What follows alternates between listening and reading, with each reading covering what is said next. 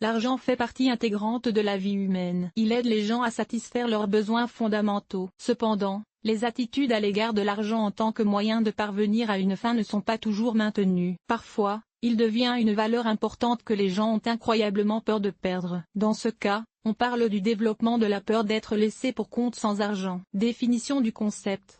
La peur de perdre de l'argent est appelée péniaphobie. Il s'agit d'une peur panique de perdre de l'argent, de se retrouver à mendier. La spécificité de cette phobie réside dans le fait qu'elle caractérise principalement les personnes aisées. La péniaphobie est moins fréquente dans les groupes à faible revenu, car ils sont habitués à vivre sans argent. Récemment, la phobie s'est étendue à d'autres segments de la population, notamment les retraités, les employés du secteur public, les personnes n'ayant pas atteint l'âge de la retraite, les femmes au foyer et les épouses des personnes aisées. La place des phobies en psychologie et en psychiatrie. La péniaphobie est une peur destructrice. Elle peut se manifester sous une forme sévère. Sous cette forme, la maladie touche 3% de la population mondiale. Si la phobie n'est pas traitée, elle peut évoluer vers un trouble mental grave et ne peut être traitée sans une aide professionnelle. Les psychologues et les psychiatres étudient sérieusement ce problème, non seulement sur le plan théorique, mais aussi sur le plan pratique. De nombreuses cliniques proposent des méthodes modernes de traitement des phobies. La situation économique instable et les licenciements massifs dans les entreprises ont entraîné une augmentation des cas de péniaphobie. La peur de manquer d'argent occupe donc une place importante dans le travail scientifique et pratique des professionnels de la psychologie et de la psychiatrie. Les psychologues et les psychiatres expérimentés utilisent des méthodes telles que le dialogue,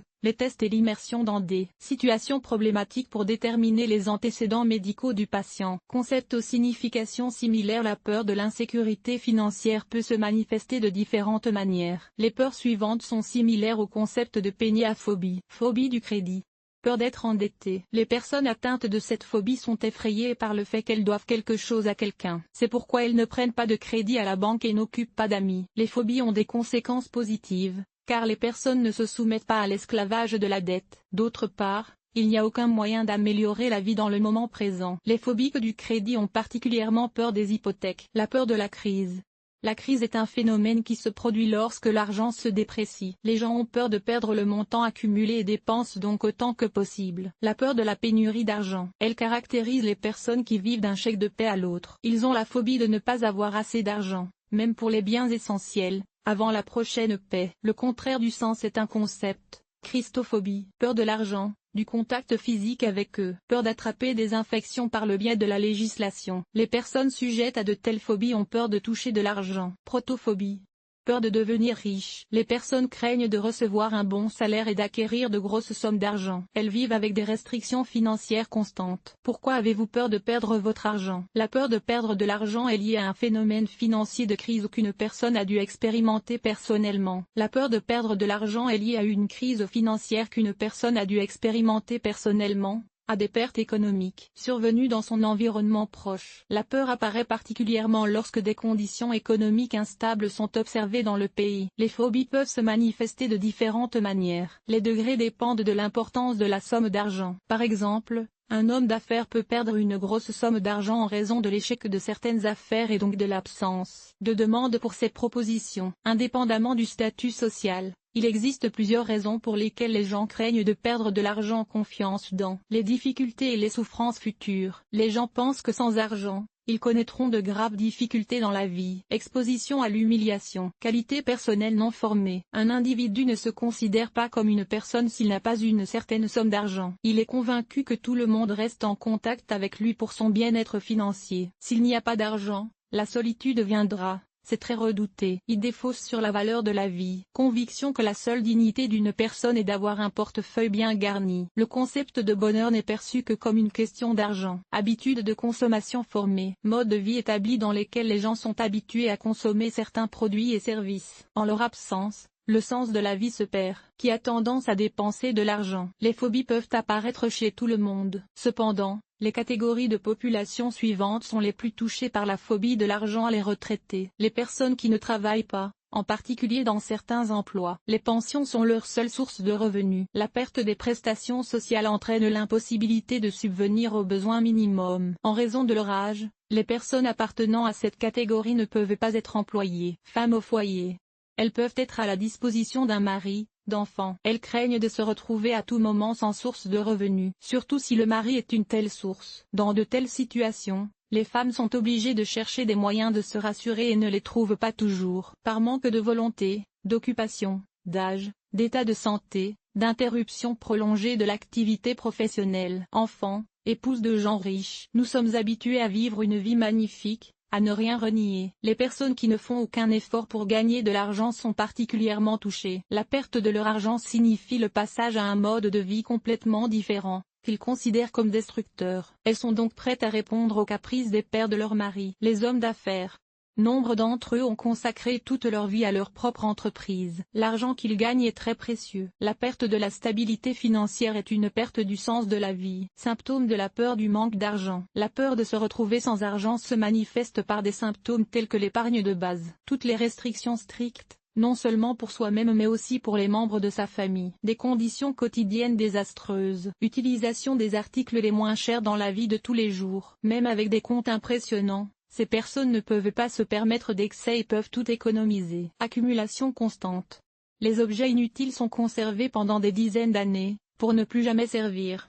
Le travaillolisme. Le travail a toujours besoin des gens. Cela s'explique également par le désir de gagner le plus d'argent possible, même s'il n'aime pas le travail. L'avidité. Si une personne doit renoncer à une partie de ce qu'elle a accumulé, elle commence à devenir nerveuse. Elle a des sueurs intenses, un rythme cardiaque rapide, une perte de force et d'appétit. Des expériences particulièrement fortes peuvent conduire à l'insomnie, à l'irritabilité et à la dépression. Diagnostic de la pathologie. Pour identifier la pathologie, le psychiatre diagnostique le patient par le biais d'une enquête verbale. L'essentiel est que le patient soit conscient de la présence d'un problème et se présente à l'accueil. Le médecin clarifie les questions et, sur cette base, se fait une idée générale de la maladie et pose un diagnostic. Outre l'enquête verbale, des méthodes de test et d'investigation sont utilisées. Le suivi du patient permet de mieux comprendre le tableau de la maladie. Comment puis-je résoudre le problème moi-même? Si les symptômes de la peur de la pauvreté apparaissent, vous devez prendre conscience de l'existence du problème. Ne cachez pas tout en vous-même. Tenez-vous à l'écart des autres. Le soutien des proches est particulièrement important. Si l'argent devient une idée obsessionnelle et qu'il est honteux de dépenser ne serait-ce qu'un peu pour des besoins urgents, les psychologues conseillent de parler du problème à un parent ou à un ami. Il s'agit de personnes en qui l'on a confiance, et non de personnes à blâmer. Les proches peuvent donner des conseils basés sur la sagesse du monde. Ils vous indiqueront la marche à suivre. Ils vous aident à vous tourner vers un psychologue. Peut-être qu'une réception sera organisée sur le thème de la phobie. Quand s'adresser à un professionnel, la peur occupe les pensées de tout être humain. Il cesse de penser logiquement. Il commence à agir de manière inadéquate. Il est très difficile de faire face seul à ces phobies. Faire appel à un professionnel dès l'identification des premiers signes de la maladie peut permettre d'accélérer le traitement. Il est préférable d'intégrer les résultats. Le psychologue résout les faiblesses d'une personne, même celles qu'il ne connaît pas. Lorsque la richesse est au premier plan pour une personne, on ne peut se passer de l'aide d'un professionnel. Elle devient plus importante que la famille, les amis et les valeurs morales. L'intrigue thérapeutique est adaptée aux patients atteints de pénurie. Dialogue prolongé entre le professionnel et le patient. Elle permet d'identifier les facteurs de stress. Réalisation d'exercices visant à entraîner la volonté et la réflexion. Techniques éducatives visant à apporter une réponse appropriée en cas d'obsession. Les patients peuvent être spécialement immergés dans des situations stressantes sous surveillance médicale. Modifie le niveau de peur et développe des habitudes à cet égard. Immersion dans des situations réelles. Le patient vit dans une extrême pauvreté pendant plusieurs jours ou ne reçoit aucun contenu de la part des autres. Dans cette situation, l'individu adopte certains comportements qui pourraient devenir les siens en cas de perte réelle d'argent. Prévention du développement. Pour éviter d'avoir peur de perdre de l'argent ou pour prévenir de nouveaux cas de phobie, il est nécessaire de augmenter son niveau d'estime de soi. Sortir régulièrement de sa zone de confort habituelle. Reconnaître que les conditions économiques sont en constante évolution et que les valeurs éternelles demeurent. Famille, amour, confiance. Tenir un budget et analyser les revenus et les dépenses. Analyser par écrit les causes et les conséquences des préoccupations. Réserver un moment, par exemple de 14h à 15h, pendant lequel vous pouvez vous préoccuper des dépenses excédentaires imprévues. Ne passez pas le reste du temps à vous préoccuper du montant dépensé. Familiarisez-vous avec les biographies des personnes qui ont réussi et comprenez que tout le monde a une période de chute. Conséquences. La maladie a des conséquences destructrices pour l'individu, les proches, Les amis et les connaissances s'éloignent progressivement de la personne trop avare. Ces personnes sont considérées comme étranges dans la société et ne veulent avoir aucun contact personnel ou professionnel avec elles. L'individu perd sa volonté et sa vie est subordonnée à l'idée d'accumulation. La suspicion s'installe. Tout le monde autour d'eux semble s'efforcer de posséder la propriété de la fièvre. Si la maladie n'est pas traitée, elle peut se transformer en une psychose de l'homme malade. Conclusion. De nos jours, la péniaphobie est de plus en plus répandue. Avec le développement de l'économie de marché, le culte de la richesse, l'argent a commencé à devenir presque la valeur première de l'humanité. La morale et les codes moraux passent au second plan. C'est le niveau de richesse matérielle qui détermine qui est une bonne ou une mauvaise personne. Pour éviter que la société ne se transforme en une combinaison de pulsions égoïstes, tous ceux qui souffrent de telles phobies doivent prendre conscience qu'ils sont dépendants de l'argent à temps et se tourner vers des professionnels pour se faire soigner. L'article vous a-t-il aidé? Évaluation 5.5. 5.5 Montant de l'évaluation 1.